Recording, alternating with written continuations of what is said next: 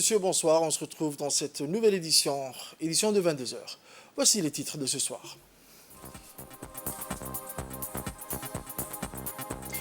Examen périodique universel 2024-2028, Djibouti renforce son engagement envers les droits de l'homme.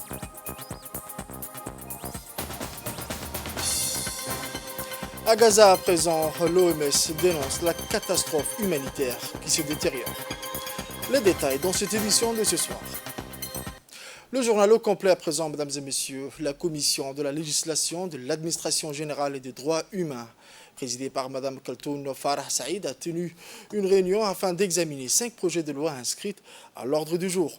Le projet numéro 1, le projet de loi numéro 101, année 2024, 9e législature à la prévention et à la lutte contre la corruption et les infractions assimilées. Projet de loi numéro 102, année 2024, 9e législature modifiant la loi numéro 110, année 2011, 6e législature relative à la lutte contre le financement du terrorisme. Projet de loi numéro 103, année 2024, 9e législature modifiant la loi numéro 111 relative à la lutte contre le terrorisme et autres infractions graves. Projet de loi numéro 104, année 2024, 9e législature complétant et modifiant la loi numéro 112, année 2011, 6e législature complétant la loi numéro 196, année 2002, 4e législature sur le blanchiment, la confiscation et la coopération internationale en matière de produits de crime. Projet de loi numéro 105, année 2024, 9e législature, portant organisation et fonctionnement des organisations de la société civile de Djibouti. Actualité à la une de ce journal, un atelier de réflexion sur le suivi de l'examen périodique universel du cycle numéro 4 2024-2028 pour Djibouti a eu lieu ce matin au Sheraton Hotel. Après un mot de bienvenue, place au discours de Mme Valentina, qui représentait l'ambassadrice de l'Union européenne auprès de l'IGAD. La CNDH se doit de présenter un rapport alternatif qui s'est fait par les CNDH un peu partout dans le monde, a-t-il déclaré. Il a aussi plaidé pour que la CNDH ait un statut et une reconnaissance internationale. Il s'est déclaré reconnaissant quant à l'assistance technique et financière de l'Union européenne qui, sans nul doute, seront d'une importante capitale pour renforcer l'expertise de la CNDH et par conséquent mieux connaître les outils qui permettraient de réaliser la commission, a-t-il conclu. Rappelons que le processus offre une plateforme pour le dialogue constructif et la coopération entre Djibouti et la communauté internationale en matière de droits de l'homme. Le PU est plus qu'un simple outil, un ensemble de rapports de toutes les parties prenantes qui permet à chaque étape de se faire évaluer. Il favorise également la transparence et la responsabilité dans la promotion et la protection des droits de l'homme dans le pays. Ont participé à cet atelier, outre le président de la CNDH, les experts internationaux en matière de droits de l'homme, les présidents de 3 communes respectives, les présidents des conseils régionaux, les parties prenantes des différents départements ministériels concernés, ainsi que les acteurs de la société civile. Le président de la CNDH a quant à lui souhaité la bienvenue à tous les participants avant de mettre l'accent sur l'importance que revêt cet atelier pour la Commission nationale des droits de l'homme. Lui constitue pour nous, Commission nationale des droits de l'homme, un moyen de vulgariser et d'avancer encore dans la promotion et la protection des droits de l'homme, mission qui nous a été confiée. Cet examen, ce qu'on appelle l'examen périodique universel, est plus qu'un simple outil, c'est un ensemble des rapports de toutes les parties prenantes de la société. Ici à Djibouti, souvent c'est les gouvernements à travers les comités interministériels qui proposent un rapport tous les 4 ans et le Conseil des droits de l'homme, à travers les États, examine les avancées qui ont été faites au cours des recommandations de l'examen précédent, tous les 4 ans. La Commission nationale des droits de l'homme, à travers le monde, toutes les commissions, eux aussi font un rapport alternatif. En plus de cela, les institutions internationaux, agences des Nations Unies, font aussi un rapport dans leur domaine et il est consolidé par les représentants du système des Nations Unies. Les associations dans d'autres pays organisent aussi un rapport. Pour qu'une institution nationale des droits de l'homme puisse se prononcer lors de l'examen du pays et puisse avoir droit à 3 minutes de parole lors de l'examen, il faut que la Commission nationale des droits de l'homme ait un statut A, qu'elle ait une reconnaissance internationale et qu'elle soit conforme aux principes de Paris. C'est le but non seulement de cet atelier, mais aussi le but que nous nous sommes fixés lorsque nous avons été nommés à cette honorable institution qu'est la Commission nationale des droits de l'homme. Cet atelier, j'espère, nous servira tous à bien comprendre quels sont les mécanismes et les points sur lesquels nous allons travailler. Autre actualité de ce soir, remarquant une avancée significative dans l'amélioration de l'éducation maritime et de la formation pratique, le système communautaire portuaire de Djibouti et l'Institut de formation portuaire de l'Académie arabe d'Alexandrie en Égypte ont formalisé leur collaboration pour la conclusion d'un partenariat stratégique. Cet accord a été scellé par la signature de M. Warsama, directeur général du DPCS, et du professeur Ismaël Abdel, président de l'Académie arabe en marge de la conférence Marlock 13 à Alexandrie, en Égypte, qui s'est déroulée du 3 au 5 mars 2024. Conformément à l'accord, l'équipe du DPCS continuera à fournir une formation professionnelle sur la mise en œuvre pratique des systèmes communautaires portuaires et des guichets uniques maritimes aux étudiants de l'Académie arabe. Cet accord découle du succès d'un cours intensif fourni par le DPCS en novembre 2023 sur les guichets uniques maritimes aux étudiants du Port Training Institute de l'Académie arabe d'Alexandrie, marquant ainsi le début d'un effort conjoint pour faire avancer l'éducation technologique et des guichets uniques. Cette synergie allie l'excellence académique de l'Académie arabe à la compétence pratique du DPCS dans un mélange homogène de connaissances et d'applications dans le monde réel des systèmes du guichet unique, ouvrant la voie aux futurs experts en technologie. Le capitaine Mohamed Moussa, tête de la délégation djiboutienne lors de cette prestigieuse conférence et cérémonie, la participation de 4 représentantes parmi les 21 officiers et ingénieurs maritimes djiboutiens formés à l'Académie a souligné le partenariat long et durable entre le DPFZA et l'Académie arabe. Un témoignage des engagements partagés envers l'excellence du leadership et la promotion des femmes dans le secteur maritime. La cérémonie de signature, temps fort de l'ouverture de la conférence Marlock, s'est déroulée en présence du ministre égyptien des Transports, du gouverneur d'Alexandrie, du président du canal de Suez, du président de l'Université maritime mondiale à Malmo, en Suède et d'autres dignitaires éminents du secteur maritime. La conférence prévoit des présentations et des discussions sur l'avenir du secteur maritime vers une infrastructure green et une économie bleue.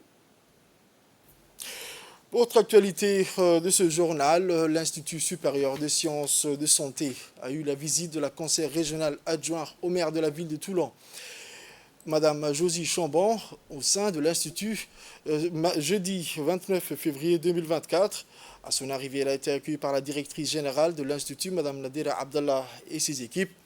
Pour sa part, la directrice générale leur a souhaité la bienvenue et leur a exprimé sa joie et sa satisfaction pour cette visite. Elle a indiqué que l'Institut va travailler en toute collaboration avec l'Institut de formation publique varois des professeurs de santé. De son côté, la conseillère régionale adjointe au maire de la ville de Toulon, Mme Chambon, a remercié la directrice et son équipe de l'accueil tant mémorable qui va laisser un emprunt dans leur mémoire. Puis la délégation a eu droit à une visite guidée dans les différentes entités qui comprend l'Institut, à savoir les laboratoires, les salles de classe, les laboratoires de simulation, la bibliothèque, l'amphithéâtre. La directrice est imprégnée de la modalité de fonctionnement des formations dispensées en faveur des milliers des étudiants. Elle leur a convié de leur soutenir davantage pour améliorer leurs programmes et les compétences des différents corps enseignants ou étudiants en effectuant un jumelage entre les deux institutions respectives. Dans l'amphithéâtre, les élèves infirmiers, sages-femmes, anesthésistes ou autres ont présenté à tour de rôle leurs différents métiers auxquels ils sont formés, ont indiqué la noblesse de leur métier face à l'attente des patients.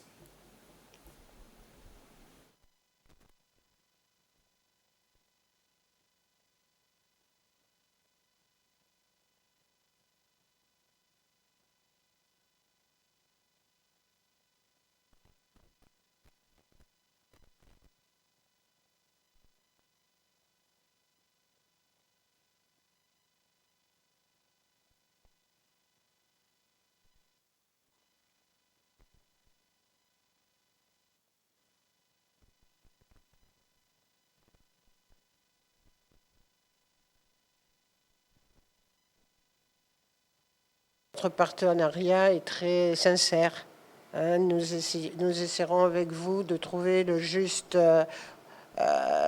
application des conventions que nous avons signées. Bien sûr que nous voulons vous aider, que vous allez nous aider parce que c'est un échange, c'est évident. On ne donne pas sans recevoir et on ne reçoit pas sans donner, vous le savez. Donc vos besoins, on va les apprendre au fil de la matinée peut-être, et pour cibler vraiment ce qu'on peut vous porter. Ça peut être des échanges de formateurs, ça peut être des formateurs français qui viennent chez vous en tant que cadre, puisqu'ils sont en France. Pour être formateur dans un institut, il faut absolument avoir le diplôme de cadre de santé. On écoute à présent un extrait de l'intervention du directeur du chemin de fer, M. Mahmoud Dabar. C'est le renforcement du capital humain. Le capital humain, c'est le fondamental. Si on forme, si on donne les outils nécessaires au personnel, par exemple le cas qui nous réunit aujourd'hui, les personnels de la profession de santé, si on le forme et on leur forge, je crois qu'ils se prendront en charge tout seuls et ils prendront en charge également le patient. Donc il y a ces volets-là, les échanges, l'expertise, et nous sommes allés chercher dans le Var l'équipe de Mme Champan, qui nous a invités également il y a quelques mois à Toulon avec Mme la directrice, M. Reis et Assia aussi qui était là, et qui nous a présenté d'ailleurs cette belle institution et tout ce qu'elle fait, etc. Et donc aujourd'hui, c'était un peu notre tour d'inviter qu'elle puisse voir un peu ce qui se passe sur notre terrain.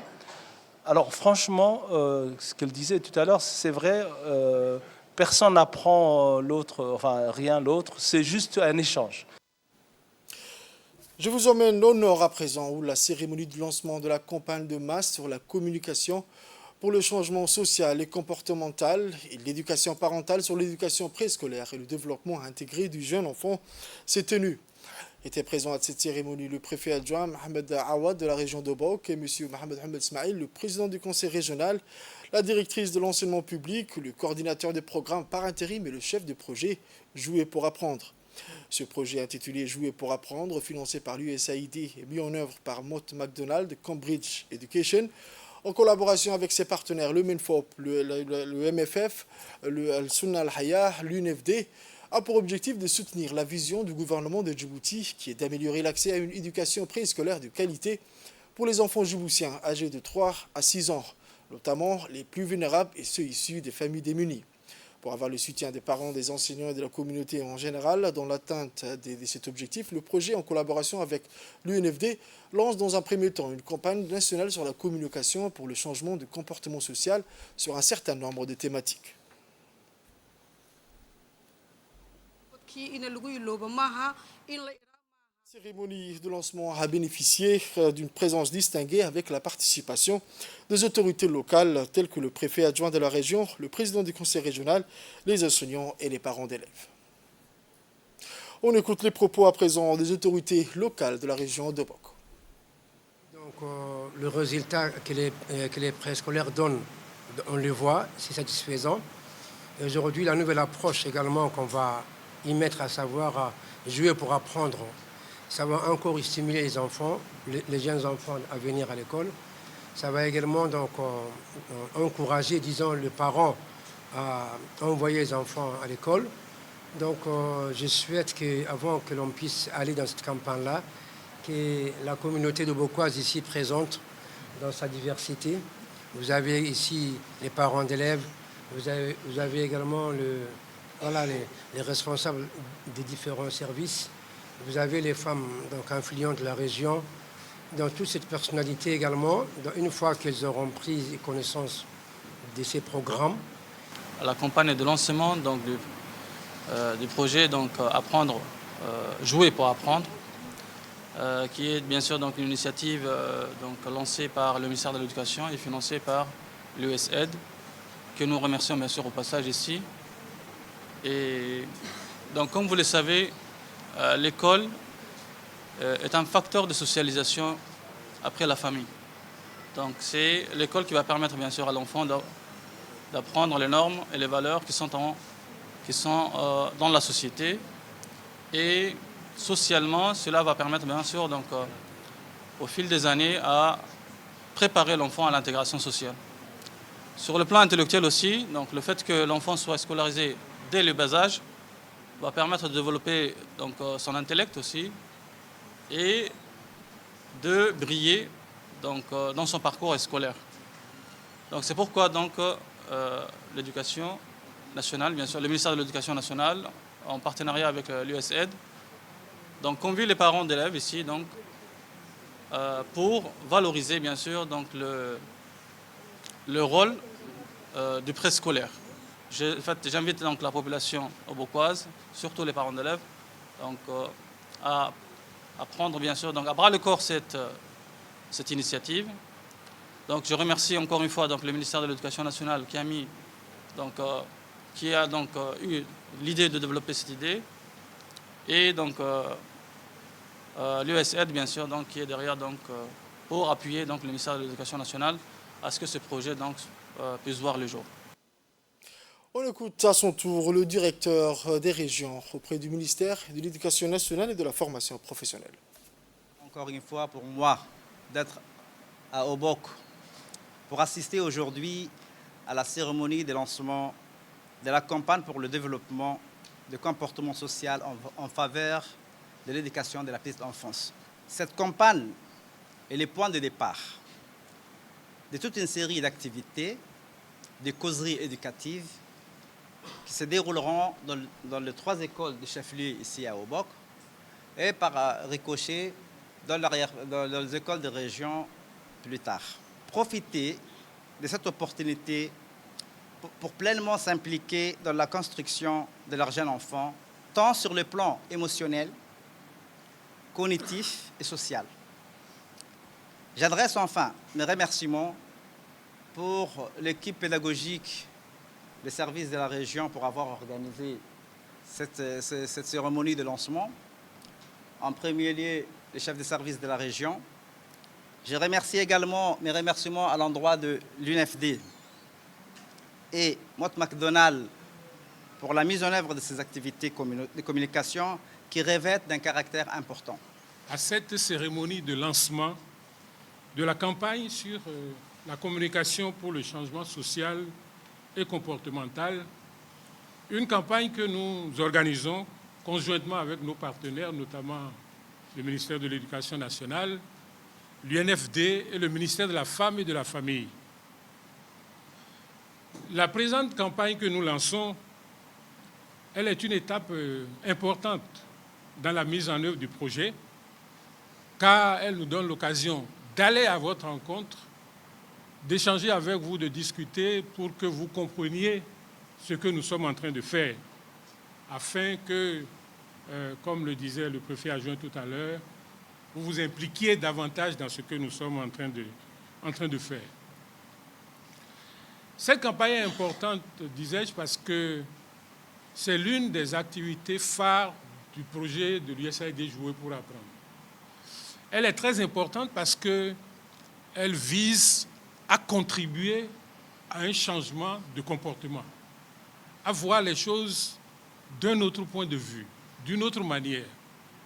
Et nous voulons mettre l'accent sur 5 domaines bien précis sur lesquels on voudrait contribuer à ce qu'il y ait à terme, ce n'est pas du jour au lendemain bien entendu, à ce qu'il y ait à terme un changement différent de celui que nous avons eu jusque-là. Même son de cloche, Chata Djoura signe la cérémonie de lancement de la campagne de masse sur la communication pour le changement social et comportemental et l'éducation parentale sur l'éducation préscolaire et le développement intégré du jeune enfant s'est tenu également dans la ville blanche. Était présent à cette cérémonie le préfet adjoint de la région Habib Djilani, la directrice de l'enseignement public, le coordinateur de programme par intérim et le chef du projet Jouer pour apprendre. Ce projet Jouer pour apprendre, financé par l'USAID, mis en œuvre par Mott MacDonald de Cambridge Education en collaboration avec ses partenaires, le MENFOP, le MFF, l'association Sunal Haya, l'UNFD, a pour objectif de soutenir la vision du gouvernement de Djibouti qui est d'améliorer l'accès à une éducation préscolaire de qualité pour les enfants djiboutiens âgés de 3 à 6 ans pour avoir le soutien des parents, des enseignants et de la communauté en général dans l'atteinte de cet objectif. Le projet, en collaboration avec l'UNFD, lance dans un premier temps une campagne nationale sur la communication pour le changement du comportement social sur un certain nombre de thématiques, notamment l'éducation préscolaire, l'apprentissage à travers le jeu, l'engagement communautaire, le développement de la petite enfance et le suivi scolaire des enfants. Cette campagne va s'appuyer sur des messages de communication au produit. C'est l'occasion pour nous de vous rencontrer et de vous parler un peu des activités que nous menons dans le cadre du projet et surtout de cette campagne-là dont nous faisons le lancement aujourd'hui. L'objectif de cette campagne, c'est de vous impliquer, de vous amener à être impliqués dans ce que nous faisons, parce que nous visons non seulement votre implication en tant que telle, mais nous espérons que nous allons susciter un changement de comportement. L'objectif est d'amener à un changement de comportement, comme je l'ai dit, mais dans 5 domaines bien particuliers que je vais citer. Le premier domaine, c'est dans le domaine du développement de l'enfant. Il est montré aujourd'hui que c'est pendant les premières étapes de la vie de l'enfant que les fondamentaux s'installent. Donc, il est important de savoir comment prendre en charge l'enfant pendant toute cette période, toute l'attention qu'il faut lui donner pour lui garantir un développement harmonieux. Voici l'intervention du directeur des régions du MENFOP et le préfet adjoint de la région de Tadjoura. Pour moi, d'être parmi vous aujourd'hui, ici, pour cette cérémonie de lancement de campagne pour le changement des mentalités, des comportements sociaux en faveur de l'éducation de la petite enfance. Cette campagne est le point de départ de toute une série d'activités, de causeries éducatives qui se tiendront dans les écoles de la région. L'accent pendant cette campagne sera mis sur l'engagement des parents pour qu'ils comprennent l'importance du jeu dans l'apprentissage et dans le développement petit enfant. Je vous exhorte à profiter de cette opportunité pour pleinement s'impliquer dans la construction de votre jeune enfant, tant sur le plan émotionnel, cognitif et social. Le projet Jouer pour apprendre, financé par l'IHID et en partenariat avec l'INFD, le ministère des Femmes et de la Famille, est mis en œuvre par Matt McDonald, appuie le gouvernement de Djibouti dans le développement de la petite enfance et de l'éducation préscolaire. Comme nous le savons tous, ce projet va mettre l'accent sur l'amélioration de l'accès à des services d'éducation préscolaire. Il convient de rappeler ces projets inscrits dans la préscolarisation des enfants de 3 à 5 ans comme une étape essentielle de base. On écoute à présent Mme Loula Ali, directrice de l'enseignement public, qui a indiqué que cette campagne va s'appuyer sur des messages de communication produits.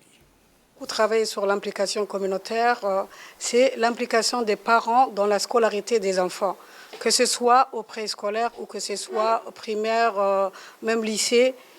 Il faut suivre les enfants à l'école, il faut suivre leur scolarité, il faut s'impliquer dans leur scolarité et discuter avec les enseignants pour savoir les faiblesses, les difficultés de votre enfant et à la maison, les soutenir dans les exercices que les enseignants donnent. Si on ne suit pas nos enfants, vraiment, on va avoir des enfants qui vont rater leurs études. Donc l'implication des parents dans l'école est très importante. On a des APE, des associations de parents, des comités de gestion qui gèrent les établissements avec les directeurs d'école. Il ne faut pas penser que les écoles, c'est pour le MENFOP seulement. Les écoles, ici, c'est pour vous, c'est pour la communauté. Donc il faut travailler de près avec les directeurs d'école, participer aux activités. Mais je veux que vous sachiez que les écoles vous appartiennent à la communauté. Tout ça pour vous dire, même avant qu'ils viennent au monde, on a besoin de stimuler et de parler avec l'enfant. On a beaucoup parlé de l'importance du jeu et je sais que la maman d'avant jouait beaucoup avec l'enfant.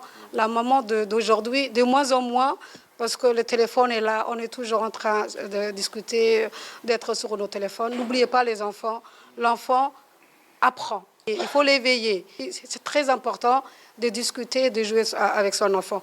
Et une fois qu'il sera au préscolaire, on continue le jeu. Parce qu'ils ne font que jouer. Mais ce n'est pas n'importe quel jeu. C'est des jeux ciblés qui vont travailler sa motricité, le domaine cognitif, qui va travailler même le domaine social. Le fait que l'enfant soit avec les autres qu'il joue, on prépare l'adulte de demain. C'est quelqu'un qui va être social, n'est-ce pas? Donc tout ça pour vous dire l'importance du jeu. C'est dans le cadre de la participation de la République de Djibouti aux 13e Jeux africains qui se dérouleront du 8 au 23 mars 2024 à Accra, au Ghana, qu'une session d'éducation et de sensibilisation contre le dopage s'est tenue à la salle de conférence du stade Hassan Goulet à l'ensemble de la délégation djiboutienne. Cette session d'éducation d'antidopage a été présidée par la secrétaire générale du SES, Mme Khadija Ibrahim, en présence du directeur général adjoint de l'Agence nationale pour la promotion de sport, M. Ahmed Ali.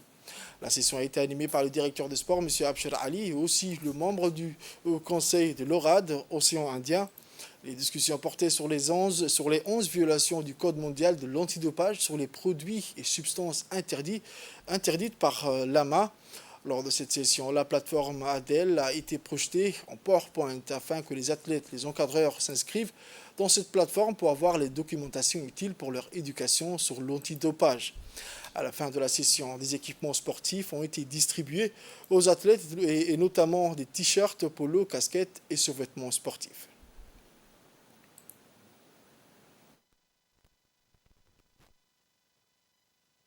Responsable et coach de l'équipe nationale de judo. On va bientôt participer les Jeux africains de 8 au 23. Aujourd'hui, c'était la dernière réunion que le ministère a organisée pour prendre les dispositifs nécessaires au vu du jeu.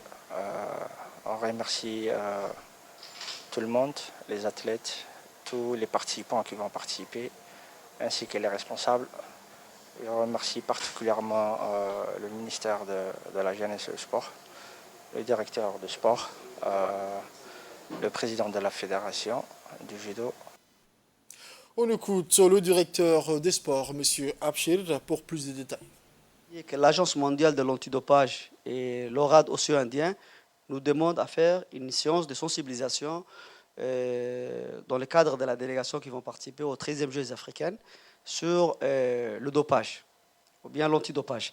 Donc ici, vous avez des dépliants et on parle de qu'est-ce qu'est le dopage et les violations du Code mondial de l'antidopage. Donc, vous aurez la liste des produits interdits et les substances qui sont dites substances interdites. Donc, il faudra faire très attention. S'il y a des athlètes qui prennent des médicaments à usage thérapeutique, donc il faut les signaler, il faut avoir l'ordonnance. Si vous prenez des médicaments, normalement vous avez des ordonnances, donc il faudra prendre ces ordonnances avec vous. Et si jamais une fois que vous serez à Accra, on vous teste et que vous êtes testé positif ou bien anormal, donc là vous allez présenter tout d'abord que vous prenez des médicaments à des fins thérapeutiques. Donc il faudra avoir l'ordonnance, etc. Sinon, je voulais vous dire qu'aucun pays n'accepte le dopage dans le domaine du sport. Donc ce sont des suspensions d'une année, de 2 ans, de 3 ans. Donc il faudra faire très attention. Et ces dernières années, l'Agence mondiale de l'antidopage est très, très vigilante sur le dopage dans le milieu du sport. Donc nous ne sommes pas un pays de dopage. Et nous sommes un pays où les athlètes sont propres, sains et professionnels. Donc nous voulons aussi continuer dans ce... C'est dans la soirée de dimanche au 4 mars 2024 que le parti du Rassemblement populaire pour le progrès, en collaboration avec la commune de Balbala, a organisé un tournoi interannexe du RPP de la commune de Balbala. Ce tournoi de football interannexe de la commune de Balbala s'inscrit dans le cadre de la célébration du 45e anniversaire du parti RPP. Les spectateurs de ce match étaient en majorité des jeunes, mais aussi des grandes personnes qui se sont déplacées pour ce fait d'importance. La finale a opposé l'équipe de l'annexe de Cheikh Ousmane et l'équipe de l'annexe de Wahl Daba. Le match a pris fin à 21h. L'équipe de la finale de Wahl Daba a remporté la finale par un score. Les organisateurs de l'événement ont souligné l'importance de promouvoir un mode de vie sain et actif parmi les jeunes de la commune de Balbala. Ont été présents des personnalités influentes des différents quartiers de la commune de Balbala, mais également le président de la commune de Balbala, M. Mohamed Hassan, le vice-président de la commune, également M. Suleiman Ali, la présidente de l'annexe de RPP de Cheikh Ousmane et la présidente de l'annexe de RPP de Wahl Daba, mais également de l'association de jeunes sportifs de la commune de Balbala. Toujours dans l'actualité nationale, dans le cadre de l'avant-dernière journée, plusieurs équipes ont été en lice pour décrocher le titre de champion en handball. Parmi les équipes en compétition, on retrouve le club des jeunes espoirs, actuellement en tête du classement avec seulement 2 points d'avance sur son principal adversaire, la Garde-Côte. Lors de cette avant-dernière journée, Jeunes Espoirs affrontait l'équipe de police Aska, tandis que la Garde-Côte jouait contre l'équipe de Dita Transit. Les 2 matchs se sont soldés par des victoires pour Jeunes Espoirs et la Garde-Côte, ce qui signifie que la lutte pour le titre se jouera lors du play-off. Les 4 premières places vont s'affronter sur les matchs retour. Jeunes Espoirs devrait affronter Razdika lors du dernier match de la phase aller et pour la Garde-Côte qui va jouer Chadeli Al-Ghazali. Cependant, Jeunes Espoirs compte bien se battre jusqu'au bout pour conserver sa place de leader du championnat national phase aller. La 6e journée du tournoi du handball féminin s'est déroulée offert des rencontres palpitantes aux spectateurs. Dans le premier match, Cœur de Lion a affronté Razdika avec une victoire éclatante pour Razdika. L'équipe de Bok, HB, a ensuite croisé le fer avec la redoutable équipe de la gendarmerie nationale, s'inclinant face à cette dernière. Le Flowers a brillé dans son duel contre l'équipe d'Arhiba, remportant la victoire haut la main. Enfin, l'équipe de Taichi a rencontré l'équipe des Jeunes Espoirs, mais c'est cette dernière qui a finalement triomphé. Ces rencontres ont offert un spectacle sportif de haut niveau, soulignant le talent et la détermination des équipes participantes. Dans les actualités régionales à présent, le ministère de l'Éducation de la Somalie a dispensé le programme d'éducation nationale et le programme Bar Learn dans le district d'Aden Yabal, dans la région du Moyen Chabelle, l'une des villes les plus importantes du pays libéré de Khawarij. Ces programmes de diffusion du programme éducatif du pays est actuellement utilisé par le ministère de l'Éducation de la Somalie au profit des jeunes vivant dans des zones reculées libérées du terrorisme. Certains des parents des élèves bénéficiant de ce programme et vivant dans le district se sont félicités du fait qu'après plus de 50 ans, le programme national de service d'éducation gratuit a été introduit dans leur région. L'ingénieur Ali Hiloulé, l'un des responsables du ministère de l'Éducation de la Somalie, a exhorté les parents à profiter de cette opportunité et à envoyer leurs enfants à l'éducation, expliquant qu'aucun frais ne requis. Le commissaire adjoint à l'administration et aux finances du district, Abdi Abshir Ali, était l'un des responsables présents à cet événement. Il a parlé au nom de l'administration du district. L'ancien district d'Aden Yabal est l'une des villes où les habitants sont en phase avec les opportunités du gouvernement après avoir été secourus et libérés des Khawarij, l'ennemi Al-Shabaab. Aux nouvelles mondiales à présent, dans un post publié sur la plateforme X, ex-Twitter, Ghebreyesus a mis en garde hier contre des niveaux graves de malnutrition des enfants mourant de faim et des destructions massives des hôpitaux dans le nord de Gaza. Le directeur de l'Organisation mondiale de la santé a qualifié la situation à l'hôpital d'Al-Aouda de Gaza de particulièrement horrible où l'un des bâtiments a été détruit. Suite à la guerre et à l'état de siège imposé par Israël, la population de Gaza, et en particulier celle des districts de Gaza du Nord, vit au bord de la famine sur fond d'une grave pénurie de nourriture, d'eau, de médicaments et de carburant. Environ 2 millions de Palestiniens de la bande de Gaza ont été contraints au déplacement à l'intérieur de l'enclave assiégée par Israël depuis 17 ans. Depuis le 7 octobre 2023, Israël mène une offensive meurtrière contre la bande de Gaza, faisant des dizaines de milliers de victimes, majoritairement des femmes et des enfants, selon des bilans palestiniens et onusiens. Pour la première fois depuis sa création en 1948, Israël est accusé de génocide devant la Cour internationale de justice, la plus haute instance judiciaire des Nations Unies, à cause de ses opérations militaires à Gaza. Autre nouvelle internationale, Facebook, Messenger et Instagram victimes d'une panne mondiale. Tombées en panne ce mardi après-midi, les différentes plateformes de Meta semblaient fonctionner à nouveau aux alentours de 18 h. Les différents réseaux sociaux de l'entreprise Meta ont été touchés par une panne mondiale ce mardi à partir de 18 h. WhatsApp, en revanche, ne semble pas avoir été affecté. Certains utilisateurs ont été déconnectés de Facebook et se sont retrouvés dans l'impossibilité de se reconnecter pendant environ 14h30 tandis qu'il était impossible d'actualiser le fil d'actualité d'Instagram. Sur X, le porte-parole de Meta, Andy Stone, avait confirmé la panne un peu plus tôt dans la journée. Nous sommes au courant que des utilisateurs sont confrontés à des difficultés d'accès à nos services. Nous y travaillons, a-t-il déclaré. Les détails de ces informations dans nos éditions de demain, Inch'Allah. C'est tout pour ce journal de 22 h, mesdames et messieurs. Merci à vous de l'avoir suivi et restez avec nous pour la suite du programme sur Télé Djibouti.